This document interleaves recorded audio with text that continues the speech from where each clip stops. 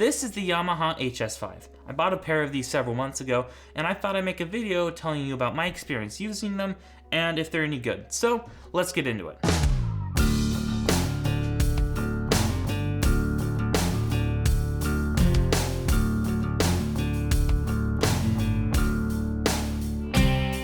First off, to answer the last question, if they're any good, these are excellent speakers. They sound really good and are very clean and clear and have a very good response.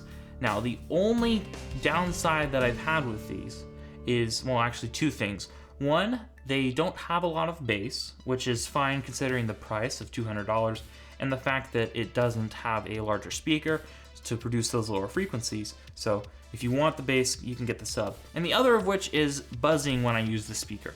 Now, this buzzing is very weird. It is only when I bring a phone or some sort of electronic device very close to the speaker. And it doesn't matter what it's plugged into, it seems to be causing the same thing no matter what. So I don't think this is a fault of the speaker. I think this is probably a magnetic field problem with the device, and it probably will happen with most speakers like this. So I don't think it's a problem, I just think it's something to take note of.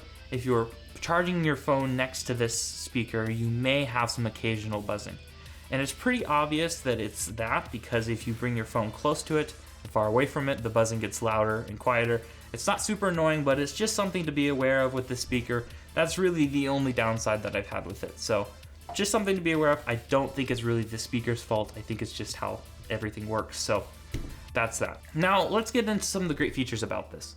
I bought these several months ago, and just a quick note, I'm not doing music production currently. So these are more guided for that, but this is great for video production, as you still need to mix vocal channels and music into the videos, but you don't need to do your full music production like you would if you were mixing a song. If you are doing mixing for a song, I would probably recommend the Yamaha HS7s or HS8s, as those have a lower bass to them. Also, these Yamaha HS5s would be great for music if you paired them with the HS8i sub. So if you're doing music production, that's what you should get. But as far as video production, they've been amazing. They're super clean. They are very loud. If you have a small to medium sized room, they should be fine. If you're wanting to do a larger venue space, obviously this is not what you should get. You should get some normal powered speakers, but for most scenarios, totally loud enough. At around 50% volume on both speakers at 2 feet, I was getting around 120 to 130 decibels. So definitely loud enough if you're just setting these on your desk. I wouldn't worry about that at all. So that's great. Now, as far as inputs and outputs go, there's an XLR input as well as a balanced 1/4 inch.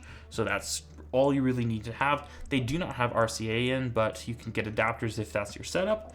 There's also a little knob at the back for adjusting the gain input, and a balancing switches below that. So you can take off the bass if you want, you can bring up the bass, you can bring down the highs or bring up the highs. So if you want to do a little bit of room control, there's some switches on the back, there's a power button, and since these are powered speakers, there's a power input. So you do not have to buy any sort of external powering system for these. You can just plug them into the wall and plug a cable to send signal to these speakers. So I haven't had any issues at all except for the little buzzing, so that is great.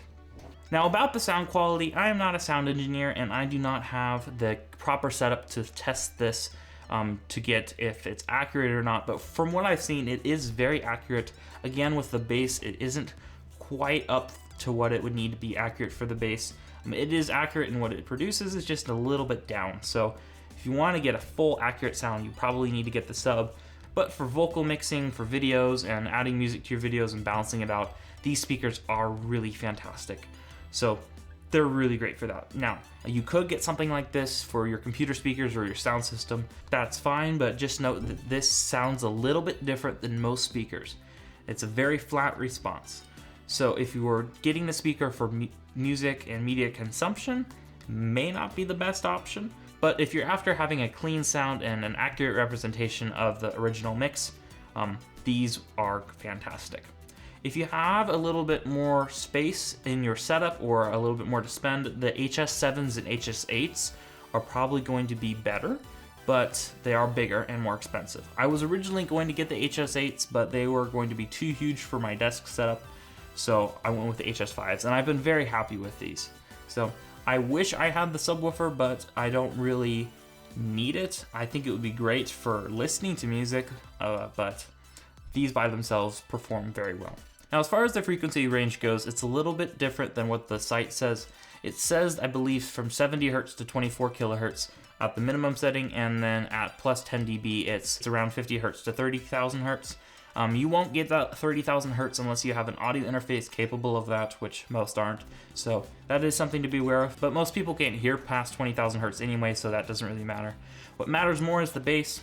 Again, coming back to the bass, it isn't as full as I would like it to be, but that's understandable considering the size and the price. So you're gonna drop off all the way at around 30 hertz, but it becomes pretty hard to hear at around 40 hertz. So not super low bass, but again, it's not super huge. So if you want the bass, get the sub or get the HS8. But other than that, the speaker is awesome. The build quality is fantastic. As you can see, it has a wood surrounding it, so good reproduction there. It's not a plastic enclosure, so it sounds fuller.